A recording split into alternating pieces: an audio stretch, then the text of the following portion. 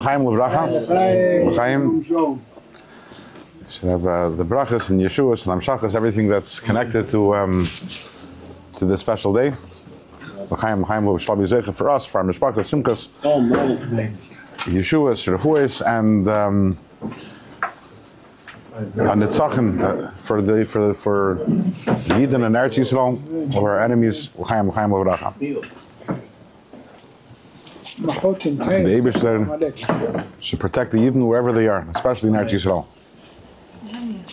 Okay, so the reason for this Farbrengen is because tonight, Teves is the yahrzeit of the Alter Rebbe. So let's start with a nigun. We'll start with a nigun from the Alter Rebbe, which everyone knows, I'm sure. Ke Eliata v'yoideka Eloyikai Ke Eliata v'yoideka Elikayaroi Memeko Ke Eliata v'yoideka Eloyikayaroi Memeko Ke Eliata v'yoideka Elikayaroi Memeko Ke Eliata v'yoideka Eloyikayaroi Memeko Ke v'yoideka Elikayaroi Memeko Ke Eliata v'yoideka Eloyikayaroi Memeko Ke Eliata v'yoideka Elikayaroi Memeko. The Frierdiker Rebbe says that there was once a group of Chassidim from a certain city, and they were having difficulty understanding Tanya. So they went to the Alter Rebbe. They asked the Alter Rebbe, what should we do? We're having a hard time with Tanya. The Alter Rebbe said that the key is negina. Negina, singing. When you learn how to sing, then Tanya will suddenly make sense to you. It's a deep idea. Now I understand now why you don't understand. Okay. Before we start Tanya, we have to make a nigun. A nigun opens up the heart. It opens up the neshama. It opens up passageways. But that's when you sing a nigun, and when you sing a nigun, when you put yourself into a nigun. You don't have to have a good voice, by the way, to enter a nigun. It's not about having a good voice. It's not about big. It's the heart. It's about putting your heart into it. It's about not being embarrassed and closing your eyes, and then connecting with a little to something higher. Rabbi, somebody sponsored that. What's the name? The Ilu Nishmat. The Nishmat Aviva Bas Avram Avinu, and her yahrzeit is when? Today. Chav Gimel. Very nice. Very nice. Shamash Shav and Aliyah. Yeah. Shamash Shav and Aliyah. Amen. Bring brachas down. L'chaim l'vracha. L'chaim l'vracha. L'chaim.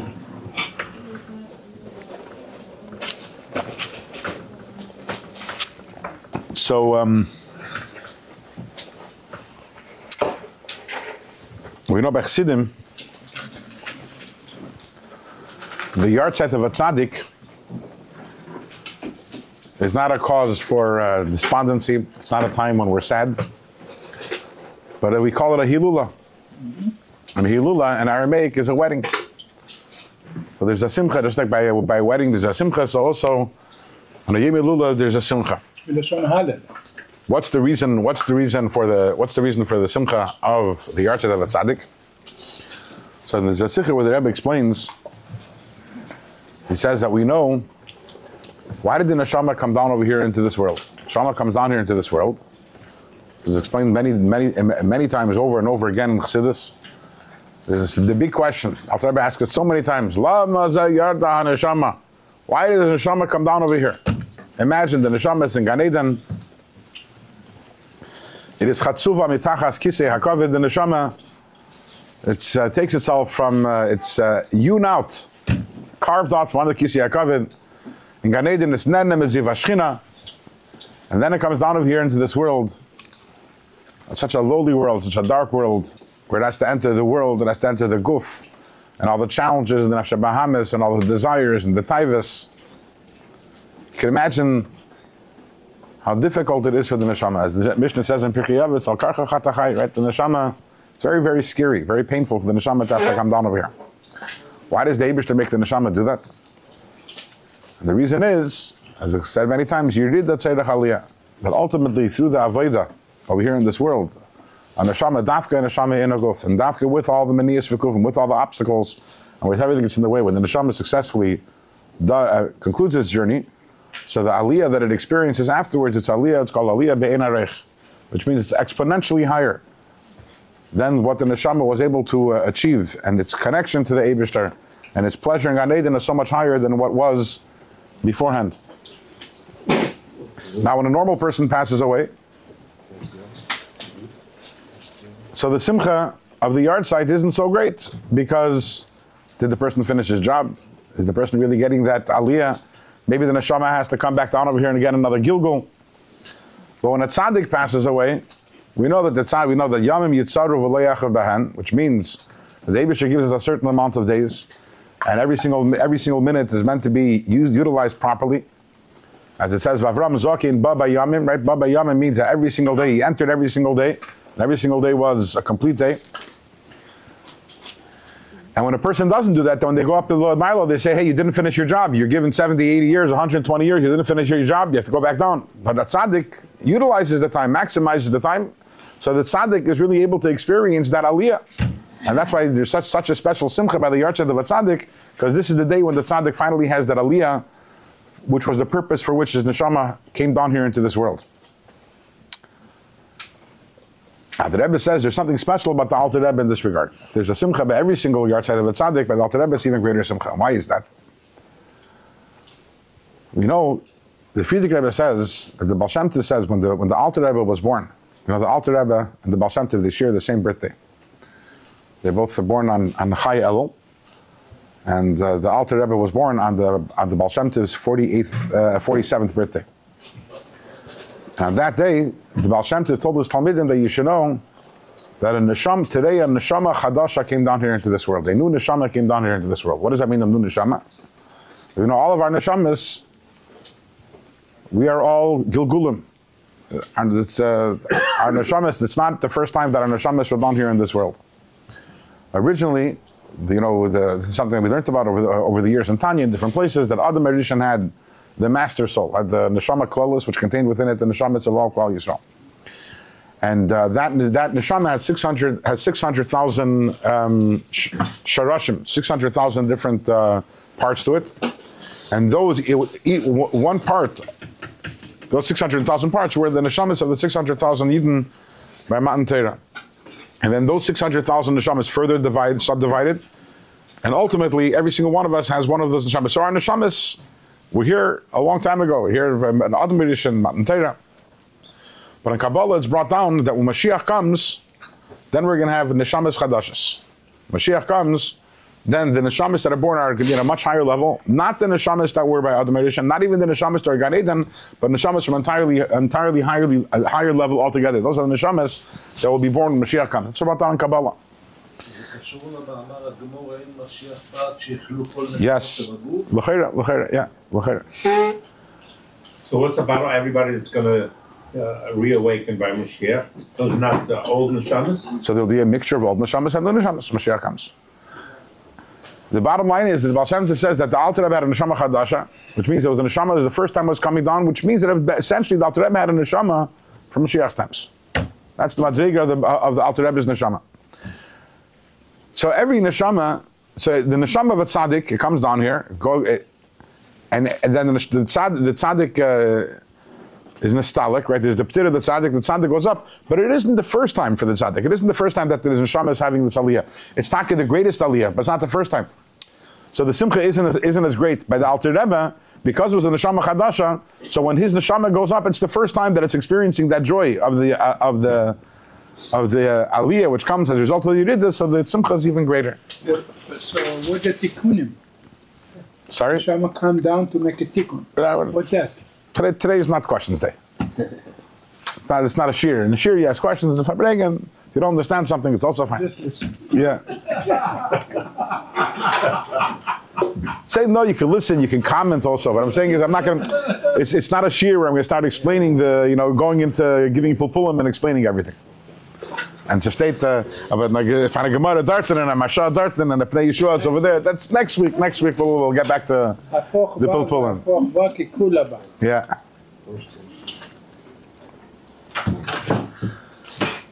No, so the Alter Rebbe speaks in Tanya, he speaks about Simcha, the importance of Simcha, and that's always in Befrat when it comes to Yom Hilula, it's a time for extra Simcha. Chaim L'Vracha. So I want to tell you a story that I heard recently.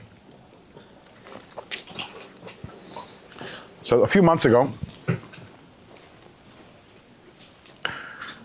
I get a WhatsApp from a friend of mine. He's a shliach in Massachusetts. And his name, he's probably 2-3 years younger than me. His name is Moshe Bleich. Shliach in Massachusetts. And he tells me, I know that you speak in different places and you Farbrengen in different places. So I have a story I want to tell you. I want to tell you a story and feel free to share the story. Do you have time tomorrow for me to call you? I'm like, sure, okay. Anyways, next morning he calls me up and he starts telling me the story. So who's this Moshe Bleich? So first of all, this Moshe Bleich, again, I don't know him well. I got to know him a little more over the years. Around 15 years ago, I Farbrengen with him once, and we were talking, and he was telling me a little about his background. He's not from Lubavitcher Mishpacha, he's from a Stolner Mishpacha. Sorry? The Rabbi Bleich from Kiev's brother. Yes, the brother of the Rabbi Bleich from Kiev, yes. Easy to happen very loud. But he's not, now today he's a Lubavitcher. And he became a Lubavitcher, 13, 14 years old, he became a Lubavitcher. I remember when I was speaking to him many years ago, I asked him, what brought you to Lubavitch, age of 13 or 14 years old, and around that time? So he told me then, I remember, he stuck out. He says that at that time I was searching. I went to a lot of different Rebbes. And he says, there's so many amazing, beautiful, holy Rebbes out there. But when I went to the Lubavitcher Rebbe, I experienced something I didn't experience by any other Rebbe. That when I stood in front of the Rebbe, I was trembling. So I didn't experience that by any other Rebbe. This idea that Pasha, you stood in front of him, and it was so, the awesomeness was so incredible. I was literally shaking. And by the way, I was born in Lubavitcher, obviously. I mean, I don't know if you can say that. I was born to a Chabad, the Lubavitch family. And but I could totally relate because I definitely remember standing in front of the Rebbe, and there's no question that it was an awesome experience. You trembled. No.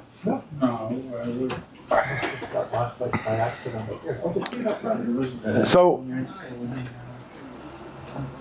I'm speaking to him again. So this is going back, I don't know, 4 months ago, probably around.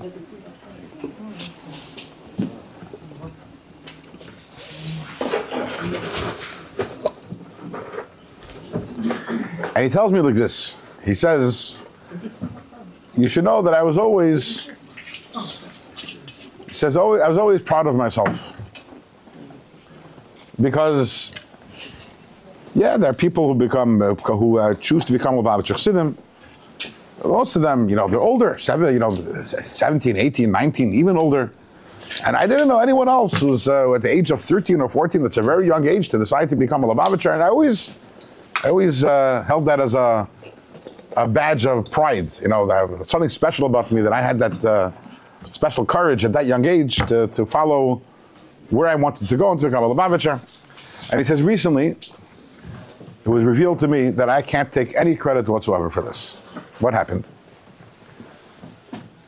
He says that a little while ago, so again, this is mamash happened this past summer. Someone told him that that there's an organization called GEM, Jewish Educational Media, and they have pictures and videos, in other words, of the Rebbe, and if people want to buy dollars by the Rebbe, so you can go and you can find them. They're constantly releasing more. They release them. Around 2-3 years ago, they released the pictures of my bar mitzvah, my aliyah by the Rebbe, which was another. They released them in batches. So recently they released a batch of pictures. It was from $. The Rebbe giving out dollars in 1988, and it was in the Rebbe's house. So it's in the year after the Rebbetzin passed away. The Rebbetzin passed away Chaf B'Shvat, 1988, and the year after the Rebbetzin passed away. So the Rebbe, most of the year, the Rebbe stayed at home and davened at home, except for Shabbos, and the Rebbe went to 770. But aside from Shabbos, throughout the week, the Rebbe was at home. The minyanim were at home, and Sunday dollars were in the Rebbe's house. That lasted for another year, and then the Rebbe went back to 770. He still came back occasionally once in a while, but B'cholos Rebbe then moved to 770. So this was in the Rebbe's house. If I recall correctly, it was Pesach Sheni of Tavshim Memches, 1988. And someone was going through the pictures and saw there's a picture of this young boy, Moshe Bleich. He's there together with his father. At that point of time, he's 9 years old. 9 years old. And he goes, and he says, there's a picture of you, the Rebbe giving $1 to you and your father. And he was surprised by this because he had no memory of this. He had no memory of his father taking him ever to the Rebbe. So he went onto the GEM website and he ordered 2 pictures, enlarged, one for himself, one for his parents. And then as he was doing this, he realized, hey, this is not a picture. This is actually a video still, which means that there's a video of it. It's a video still is a picture which is grabbed. It's a grab from a video. So he got a hold of the video. He could pay some money, he got the video. And he got the surprise of his life. He goes by the Rebbe and he gets $1. And then his father goes by. And his father asks a bracha for, if I recall his name correctly, I think Moshe Yehuda ben Sarafega, I think that was the name. In other words, for his son, for the Moshe Bleich. He says, I would like a bracha for Yiras Shamayim. The Rebbe gives him $1 and says, Besuras Teves, when a chassid by uns zeichet, he should also be a chassid by us. He asked for a bracha for Yiras Shamayim. The Rebbe said, gave him $1, Besuras Teves, and a chassid by uns zeichet. Should be a chassid by us. And it's like almost hard to believe. But sure, as soon as I got off the phone, he sent me the video. I have the video. He sends the video, you see it very clearly. And it's very interesting because it says he didn't remember this, his father didn't remember this. Because the Rebbe, it was a very like nonchalant statement. The Rebbe wasn't like, looked him in the eye and said it in a dramatic way. It was like, the Rebbe's already giving the $1 to the next person as he's saying it. He's like, Did he normally say that to, no. Was his father a chassid? His father was a Stalner chassid. His father is a Stalner chassid. His father's still around. No, there's totally, never heard that before. Tell me that's before. And like I said, the Rebbe gives him $1 Teves and Achasab and Zeichet. The Rebbe's already giving the $1 to the next one. I mean, it's obvious the Rebbe's talking to him, but it's like, it happened so fast. It happened so fast that it's not even surprising that people didn't pick up on it over there. But the video, it's very, very clear what happened over there. And he says, suddenly my whole bubble is burst. You know, my whole thing that I was so proud of myself that I became a Lubavitcher, and I realized it had nothing to do with me. And nothing, the Rebbe decided that I'm going, for whatever reason, you have to realize that thousands and thousands of people went by the Rebbe by dollars, including many people who weren't Lubavitchers, many people who were from or Chassidim who weren't. But this, for whatever reason, the Rebbe decided that this kid is going to become a Lubavitcher, and sure enough, 3 years later he's a Lubavitcher. 3 years later he's a Lubavitcher Chassid. Today he's a shliach in Wellesley, Massachusetts. did he ever come back to the Rebbe? Yeah, he became Lubavitcher 3 years. Did he ever come back to the Rebbe? Of course. So this happened when he was 8 years old? After when he was 9 years old. Yeah. 3 years later, 12. Yeah. he's a Lubavitcher. 1991, 1992, he's already, yeah.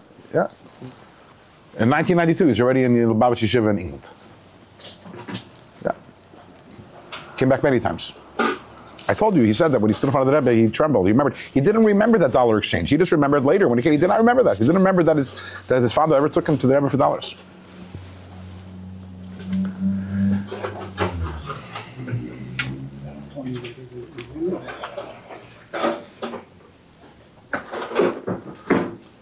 So the first thing, we see here some words that the Rebbe threw out, as they say, Kalachar Yad. And if you watch the video, and if you want after the Farbrengen, I can show you all the video if you want. The Rebbe throws out the words Kalachar Yad, and as they say, Liyashu Dvari Rekam, right? With the Azev Zayin. So certainly, we'll start off with the main Nakuda, which is that the Rebbe says that Hine Mashiach Ba, that this is the Dor of Geula. We can be confident that Davar Echad Midvarecha Liyashuv Rekam, that it's going to happen. And the Rebbe said it in the way of Nevuah, and it's going to happen, and we have to do whatever we need to do, and we will do it, and we'll be Zeicha very soon from the Kabbal Pnei Mashiach Zekena. That's first of all. But there's another Nakuda, and I'm talking to everyone over here, but I want to talk specifically to the people who are over here, who come every Thursday night.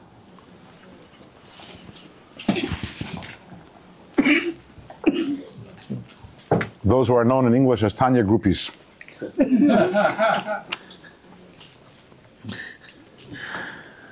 And right now, the Tanya Shir is approximately 10 years old, somewhere around there, right? Around 10 years old. I think we started in Tavshanai Dalit. And we are a few classes away from finishing Tanya. There's probably another 6 classes left, and we're going to finish the whole Tanya, which is a monumental accomplishment. And I have to thank you all, by the way. We thank you.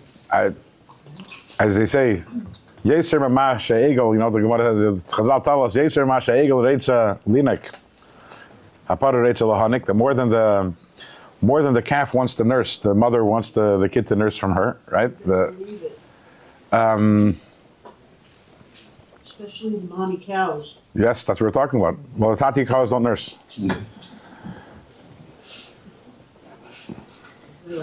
No, but it's not only that. The MS is the MS is that I got the better part of the deal than you did. We don't think so. So okay, we can respectfully disagree. Sheldon, you agree with me? But there is no. Thank you. There is no greater gift than teaching. It's a rule in life that when you teach someone else the level that you need, you'll never learn something as well as when you have to teach it. So what you've given me, the opportunity to be able to learn Tanya in the depth that is necessary in order to teach it, is an incredible gift. And parts of Tanya that I'd never learned, and I might have never have learned them.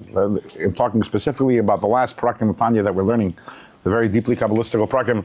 To whatever degree we understand it, okay? Which we're all aware that our understanding of these Kabbalistical concepts is very weak, but to whatever degree, and it's because of you. So I appreciate that. And there can also be a certain level of Sviyas Ratzon, a certain level of satisfaction. Finish Tanya.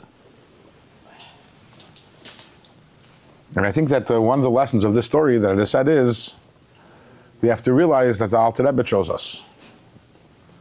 The Rebbe chose us. We know that it says in Tanya, in the beginning of Tanya, it says, the Alter Rebbe says in the introduction, he says, Ach beyoydai v'makirai ka'amina. He says that he's writing the Tanya for the people who are yoydai and makira, the people who I know. But there's a Messiah of Echsidim, that's anyone who learns Tanya. We are yoydai v'makira. Alter Rebbe says, I know you, Sheldon, I know you. Yeah. And Ashreinu Matev Cholkeinu, that for whatever reason there's so many Yidden in this world who aren't yet exposed to Tanya, aren't yet exposed to Chassidus, the Oyer, the light, the teachings of the Baal Shem Tov, and realizing that this is our responsibility, just like this Reb Moshe Bleich. So what's he doing now? He's teaching others. When we're chosen, when we were chosen, yeah, we had Bechira Chavshis, 100%. We had Bechira Chavshis, but at the end of the day, when we're chosen for the special gift that comes with an achrayus to pass on this gift, to keep on, to share it with others. and to give Hashavach v'Heidoya Hashem Yisbarach, to thank the Eibishter that we were chosen to be the people who are able to benefit from this light, from the light of Chassidus.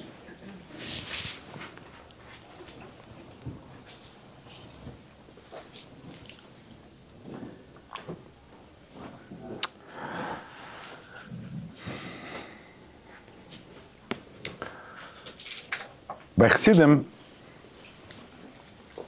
there's a mashal. I once heard this mashal. Maybe I've said it here in the past. That once in Gehenna, there was a very, very big fire. Everyone's like, yeah, of course, it's Gehenna. No, but this was a really, really big fire. And actually, the whole Gehenna burnt down. That's it. No more Gehenna. Finally, after all the thousands of years of the fires raging, it's like, there's a big matzah factory with a big oven, and boom, the whole place combusted. So we have a problem, right? So we need a new Gehenna. Notice the Malachim got busy, and they built a brand new Gehenna. Once they're building a brand new Gehenna, you have to realize the old Gehenna is thousands of years old. Now it's a new Gehenna. In the thousands of years since, there's been new amenities that have been. So it was fancy Gehenna, modern, a new fancy modern Gehenna. And then what happened was, that's not part of the story. But what happened was that the Neshamis in Gan Eden found out that while they're in a Gan Eden, which is thousands of years old, and everything is decrepit and breaking down, and the Rishoyim, the Gehenna is a modern, is a brand new Gehenna. So they got jealous. So they went to Bezdin Shalmayla, and they complained. And Bezdin Shalmayla decided they're right. And what happened was, they transferred all the Rishoyim out of Gehenna, and the old Gehenna, the new Gehenna became the new Gan Eden. That's it. All the tzaddikim went to Gehenna.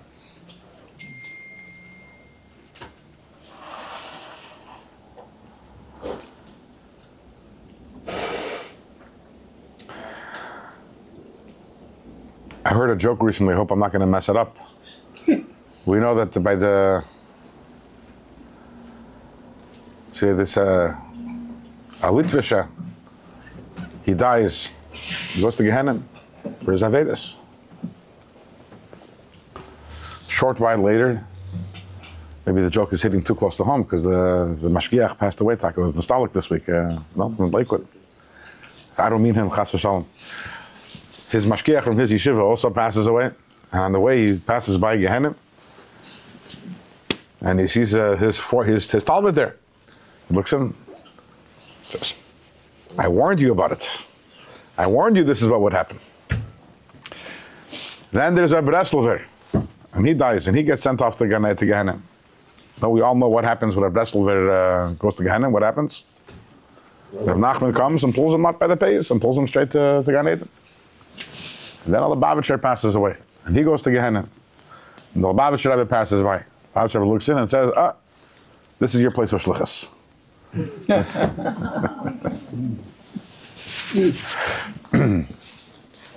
What does it mean that the old Gehenna becomes the new Gan Eden? What is the inner message of this silly mashal? And the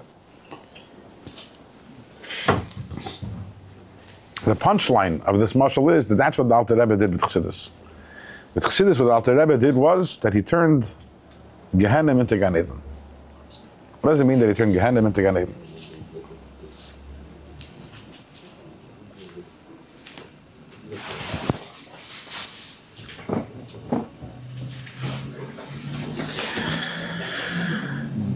For thousands of years, Yidden lived with a certain hanacha, lived with a certain understanding, a certain basic assumption, which is that Olam Haza is a bad place. So why did Hashem put us here in Olam Haza? Why did He put us in this awful place?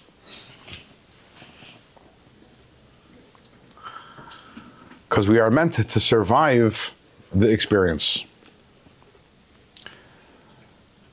And when we survive the experience, and we survive, and we surmount all the challenges and obstacles that Elam Haza presents, Elam Haza is a very, very hostile environment for a neshama. And it's very easy for a person, as we know from a personal experience, it's very easy to stumble and to fall because of the unholy environment that we're in. And when a yid stays strong and is not nispal and survives the experience and survives intact, with kedusha intact, the nachas that the Eibishter gets, and then you go up to then the person passes away, the neshama goes up to the higher world, you go to the good place. The good place is Gan Eden.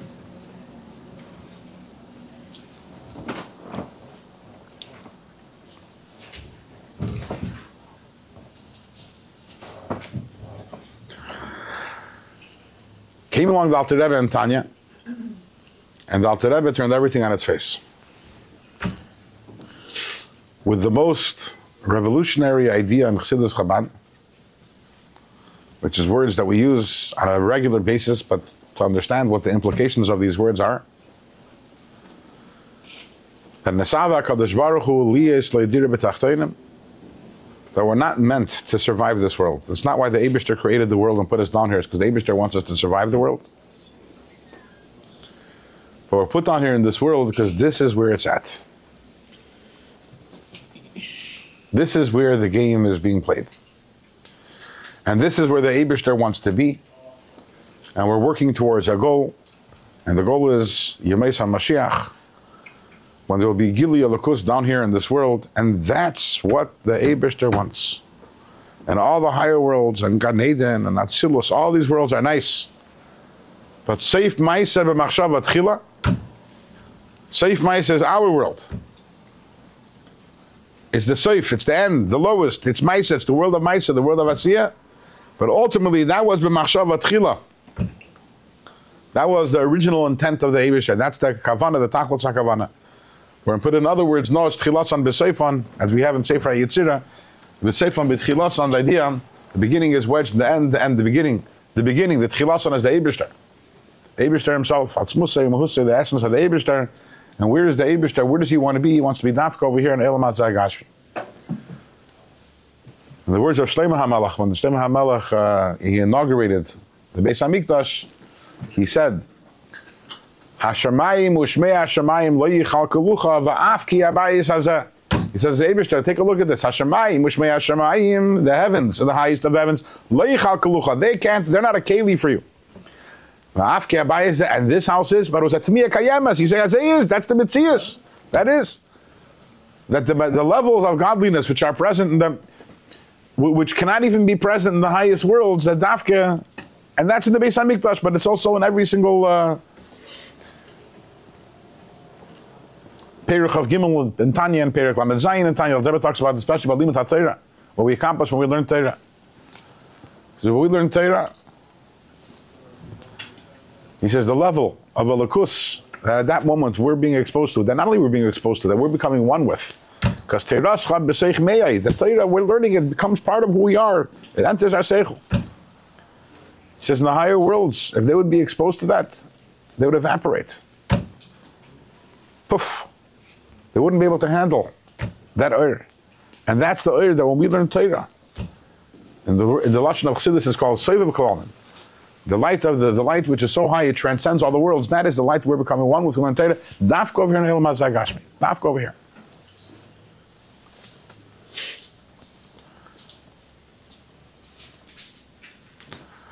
Why does the Eibishter want the Spirit down? As the Alter Rebbe said, Av ha-taiva is kin kasha nishvaran. It says, Nesava Kadosh Baruch Hu, Hashem had a taiva. And you can't ask, what do you like better, this or this? The cake or the potato chips? Neither. But you ate cake. Why not potato chips? Too fattening. It's too fattening, that's why? You like the sweet better than the salty. Why don't you like the salty better than the sweet? Both of them are good. Not so. You're answering from your head, not from your... Right? That you like and that you don't. But why do you like that and not this? You can't ask a question on why you want something, right? The Eibishter wanted a dira b'tachtonim. Hashem wanted not the cake, he wanted the potato Why are chips. you speaking Yiddish to us, Farbrengen? Because they are the best. Sasson, you're a Sephardi? And the good Jews. After all these years, I never knew that. I thought the Ben Ish Chai was from Prague or from.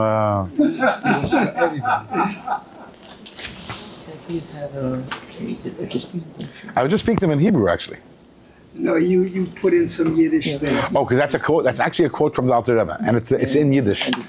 It's not in Tanya, but there's a mimer from the Rebbe Rashab, where the Rebbe Rashab talks about this idea of dir b'tachtonim, and the Rebbe Rashab asks why did the Eibishter want it, and he says, as the Alter Rebbe says, and he quotes it in Yiddish as a taiva is kinkashin ish faran. So it's Yiddish. It's actually that's the original quote. I'm not translating something into Yiddish. That's actually the original quote. Yiddish sound bad.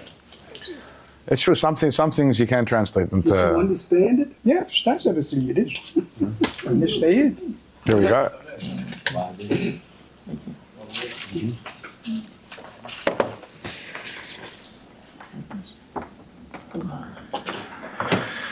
And that's what it means when we say that the old Gehenna becomes the new Gan Eden. Elam Haza used to be considered the Gehenna, and suddenly comes along Alter Rebbe and says, "What Gehenna? This is Gan Eden."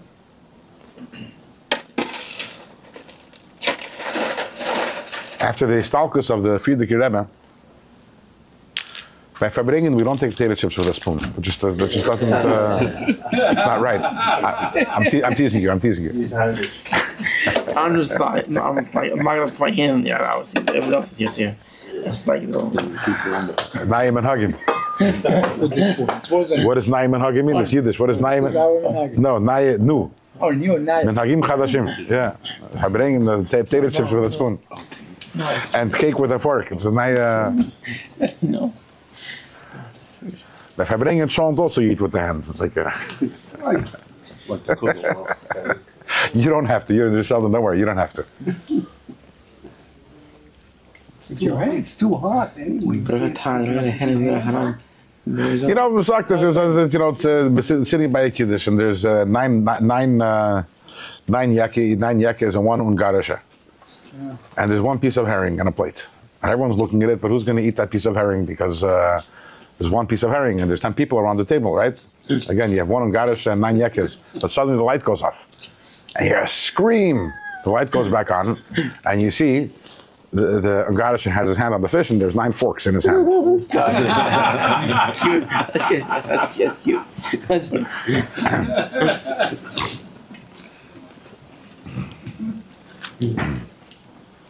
It's like playing Clue in Jewish. Sorry? It's like playing Clue. Put your hand in it, and it's like, yeah, that game, yeah. A board game. Yeah.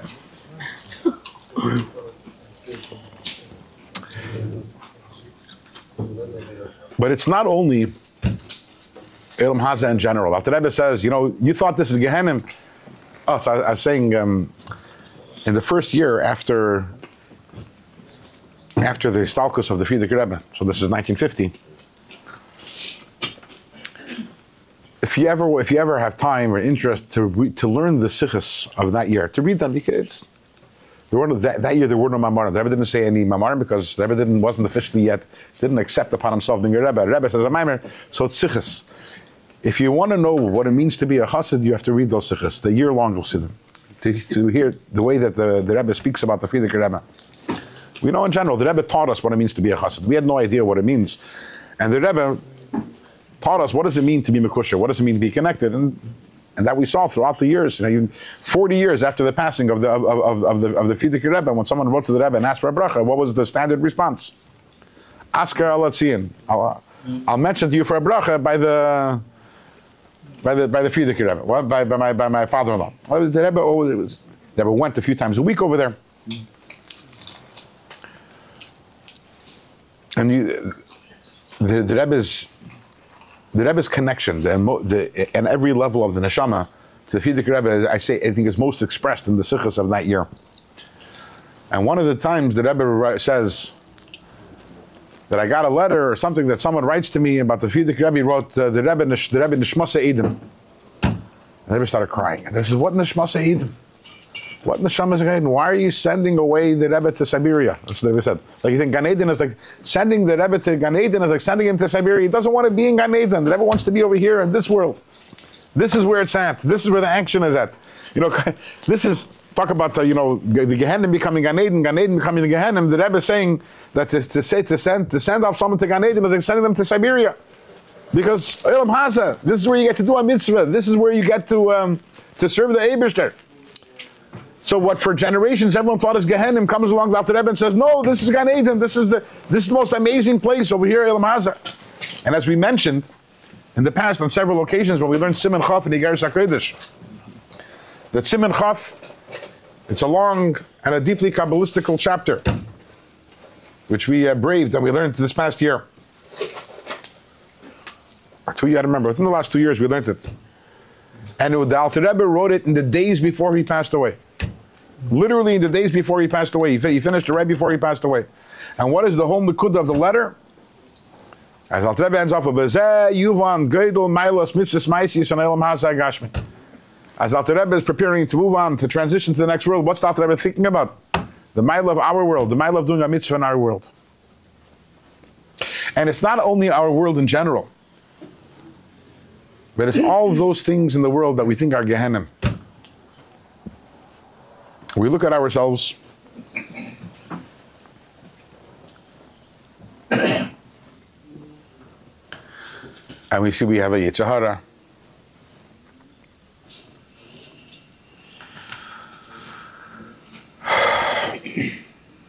We have Avedas. We're lazy, we're selfish, we have Teves, anger management issues, control issues. New York City, but okay. Spirit, what? It's New York City, but okay. It's New York City. Yeah. Everything is like But yeah, not too sure. and we're in a personal Gehenna. It comes along the Alter Rebbe says, you're not in Gehenna, you're in Gan Eden.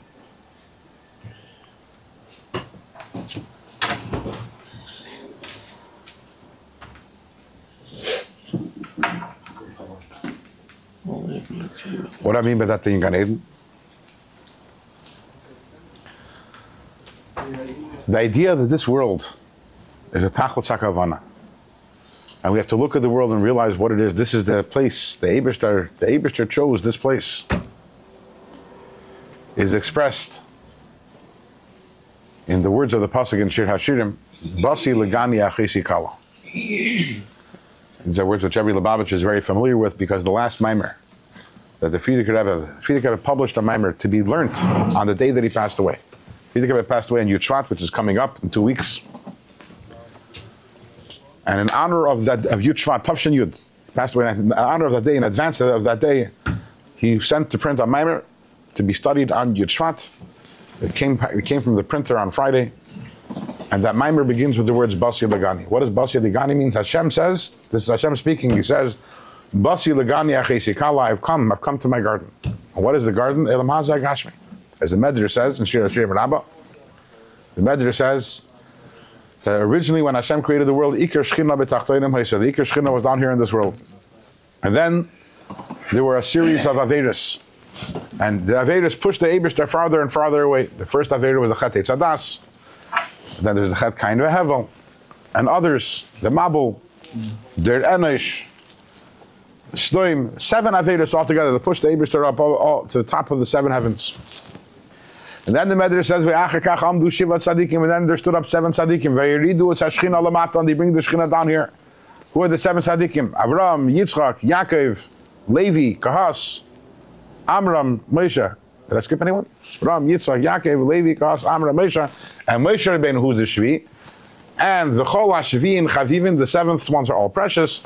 He brought the Shechina down here to this world by Matan Torah, and then in the Mishkan. And when Hashem came back down here into this world, what does Hashem say? This is what Hashem says, Basi Legani, I've come back to my garden. What is this world? This world is the Gan. This world is Hashem's garden.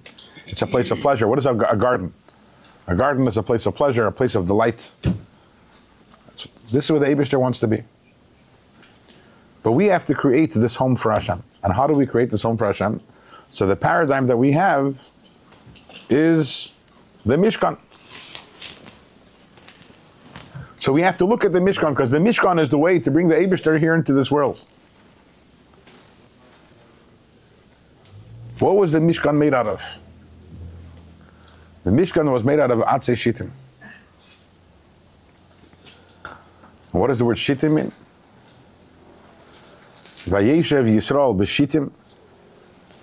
So obviously Atzei Shittim in a simple sense is cedar wood, but it's related to another word, which is the idea of shtus.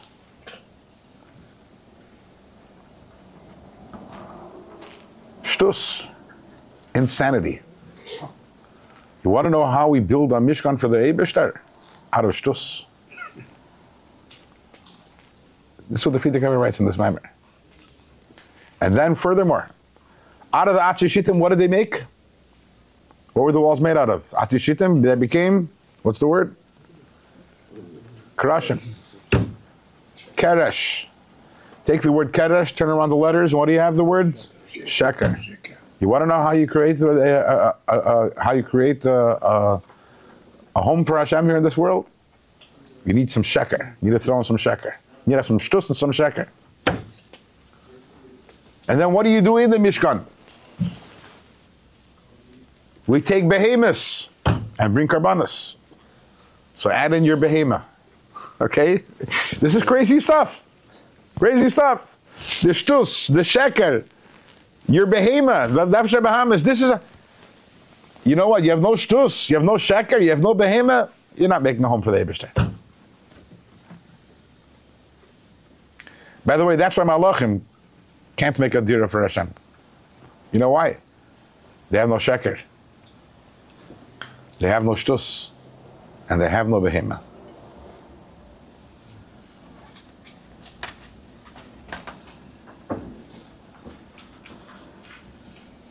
And that's why the Eibishter gave us Torah.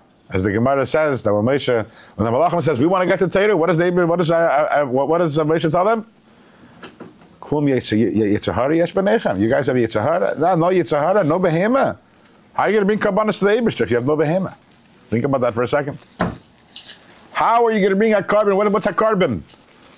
You come with your calf, you come with your sheep, but what are you really bringing to the Eibishter? Adam ki yakriv. You want to get close to the Eibishter? You want to know how you get close to the Eibishter?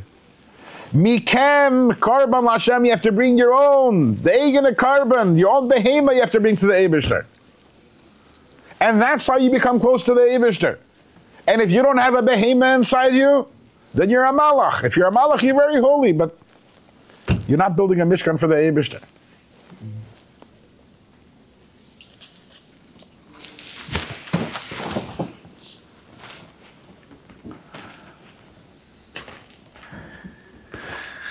As I mentioned before, that Siman Chaf in Egeres HaKodesh, Alter Rebbe talks right before he passes away. What's he talking about? He's talking about the Maila of Elam Hazeh, Mitzvahs Elam Hazeh. There's another piece he wrote, around 15 lines. Mamish, in the hours before he passed away, he wrote himself a note. And it begins with the words, HaNefesh HaShvela. So it's called the Rishima of HaNefesh HaShvela. The Alter Rebbe passed away on Matzah Shabbos, by the way. Talking about Gehenim. There's where's look at the sichas around there? Tezayim. Thank you so much. By the way, regards from your son. I spoke, Montreal. Yes. Spoke to him. Anyways, and in this note, it's hard to decipher. The Alter Rebbe there talks about the Maila of Chesed, doing Chesed in this world. And he says, and specifically I'm talking about Chesed, which is Sheker. He says that. Not Chesed Shalemes. Chesed Shalemes is when a person really needs something and you come to their help. It's a emes, a real need the person has. And then there's a Chesed and you're like, yeah. It's time. The person wants this for no reason. The person doesn't need it. The person, right? I'm giving in to the person's. In this last hours before he passed away Matzah Shabbos. Mir Abdallah passed away a few hours later. He's writing about the value of sheker. which is so counterintuitive. But again, you realize everything about that we're talking about tonight, this is all counterintuitive.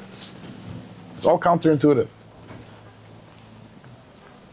Always the one you're looking for, you can't find. That's the way it works. So what is? Oh, you found it. So what is the value of sheker? That's what this world is, and therefore, when you do a chesed to a person, don't have your holy thoughts that it's because the person needs it, and but an emes and they'll serve you. The Eibishter with it, just do the chesed, do the chesed. I thought chesed to emes is where you can't possibly get anything out of it. Like when you go to Levaya. I know, but the Alter Rebbe is not talking about that over there. You're correct. What you're saying is correct. Yes.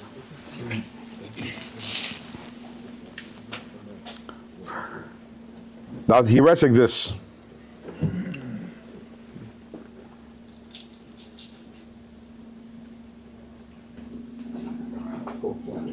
Wouldn't it elaborate that, that if someone does chesed, they're expecting anything in return? Yeah, but that's not what we're talking about right now. So the Tzemach Tzedek writes that the Alter Rebbe passed away Motzei Shabbos Kodesh Chav Gimel Oyer L'Chav Dal Teves, a half an hour before midnight. So the Rebbe, you know how the Rebbe, everything has to be exact. So, I mean, why does he have to say it's Motzei Shabbos? Obviously, if you look in the calendar, that you're Chav Dal Teves, why is he adding it in? So the Rebbe says, Yesh Leimar, Tam HaYisafah. Yesh Leimar, why does Tzemach Tzedek adds in the word that the Alter Rebbe passed away Motzei Shabbos? And the Rebbe said, but first, there's a question over here. L'chayra, not only didn't he have to say it, he shouldn't say it, because L'chayra brings out something negative. Because the Gemara says in Masechtas Ksubos, Meis be'erev Shabbos siman yafalei. Someone passing away on erev Shabbos is a good sign. The Motzei Shabbos siman alei. It's a bad thing. It's a bad siman to pass away on Motzei Shabbos. So why is the Tzemach Tzedek emphasizing that Alter Rebbe passed away on Motzei Shabbos? But the diuk is as follows: a person who passes away erev Shabbos siman yafalei is good for him. Loi. Why? As Rashi explains, because then he goes right away into Gan Eden, because on Shabbos Gehenna is closed. But for Tzoyin Marisei of a Nasi Yisrael, this is the words of the Rebbe, for the sheep of the flock of a Nasi, so the opposite is true, because we know that when tzaddikim pass away, it's a Eitz Ratzon L'mayla, and the chesed of the Eibishter is revealed in all the worlds, and Bispoil Yeshuas, and therefore Dafke Motzei Shabbos, when it begins the Avodah of the week, when the Chassidim need the most help, so that is most beneficial for the Chassidim. And therefore, Nesiya Yisrael, who they think about themselves, they don't think about themselves. They're not thinking about their own aliyas, but rather they're concerned about the matzav of all the other Yidden, and especially on Motzei Shabbos, because then we need besamim, because the neshama you say the leaves, and that's when we have to say Altira Avdi Yaakov. And therefore, and even when tzaddikim are nostalgic, they don't abandon chas v'shalom, the sheep of their flock. So for them, they'd prefer to pass away on Motzei Shabbos. So this way, the week of their chassidim will be a good week, even though that for them it's taka greyasa. Even though for them it's less good. Talk about Gehenna, interesting. Gimel Tammuz, Motzei Shabbos. Gimel Tammuz, Motzei Shabbos, yes. The Rabbi Shah passed away Motzei Shabbos. Yeah.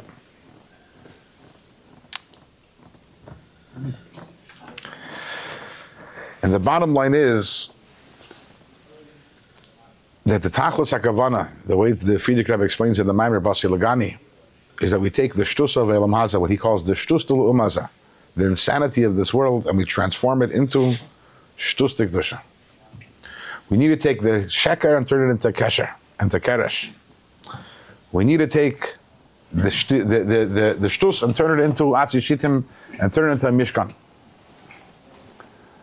A tzaddik doesn't know what it means insanity, because a tzaddik or a malach, they never dealt with shtus, they never dealt with insanity in their life, because everything by them is straight and everything is the way it's supposed to be, and they've always crossed their T's and dotted their I's. Everything is perfect. Everything is logical. And then you have the Baal Tshuva, which, by the way, Alter Rebbe, once he prided it, he said that my biggest accomplishment in life is that I made Baal Tshuva. A Baal Tshuva is someone who has tasted shtus, tasted the insanity, done stupid things, acted against their own self-interests, destroyed their relationship with the Eibishter. And then when the Baal Tshuva, the person realizes the dire situation and where they are, how messed up they are. They're like, this doesn't work for me.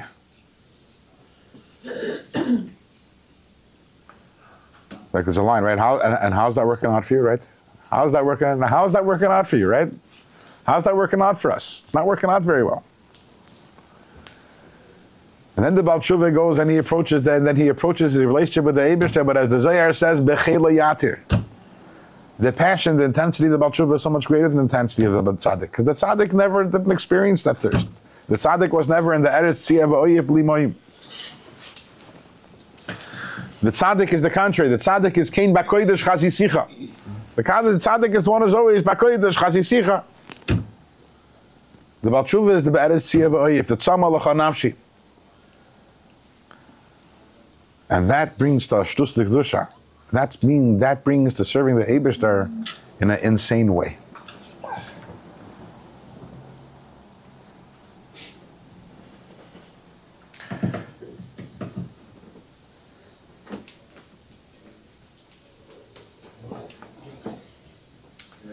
And that's a good thing. Serving the Eibishter in an insane way is a good thing. Think about it. In our world, when we really, really want something, when we really love something, we do crazy things. We do shtus. We need to have that shtus for the Eibishter.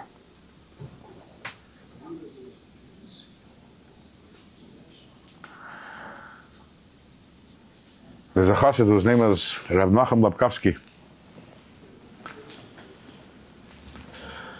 First night of Sukkot, he's in the Soviet Union. First night of Sukkot, 1 year.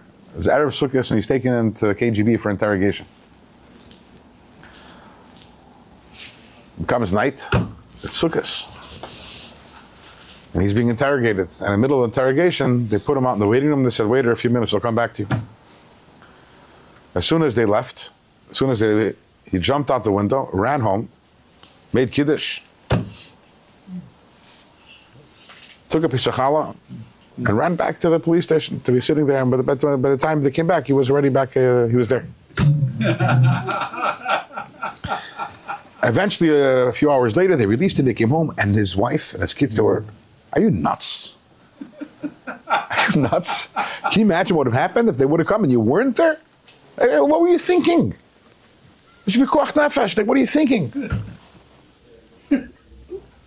Sheldon can relate to the question, right? What are you thinking? You're not going to relate to the answer, Sheldon. He said, Itaka wasn't thinking. It was the first night of Sukkot. I wasn't logical. The only thing I had in my head was that it's Sukkot and I have to eat in the Sukkah, and I acted, it was a Meshigas. Shtus L'Kedusha. We're anyways going to do stupid things. We may as well do stupid things for the Eibishter. I told you would understand. It's good. It's good. Why wouldn't I relate to that? If you relate to that, then we've made progress in the 10 years together in Tanya. Of course I relate to that. Sheldon, say l'chaim. I apologize. I have to change my perception of you, Sheldon. I have to adjust, l'chaim. I am the higher. And this is part of, that's what I'm saying over here. A person has done Averis, and you can look, it's in Gehenna. There's this, and Averis is Gehenna. There's no question. But what's the point of the Averis? The point is with Shuvatan. And once you do Tshuva, you're back in Gan Eden. And the Gan Eden is a greater Gan Eden because of the Averis. The old Gehenna becomes the new Gan Eden. So let's enjoy, realize where we are, realize how important where we are is and what we're doing and where we are, and us with all our messed upness. At the end of the day, we're the ones who are busy creating this Dira B'Tachtain, and where they're going to do it. We're going to bring Mashiach, and we're going to bring the Lakus, the Eibishter Gilead, of course, down here in this world, L'karev mamish. L'chaim l'bracha. With another nigga. Sama lecha nafshi, kama lecha b'yad. It's a song from Naftali also. Yeah.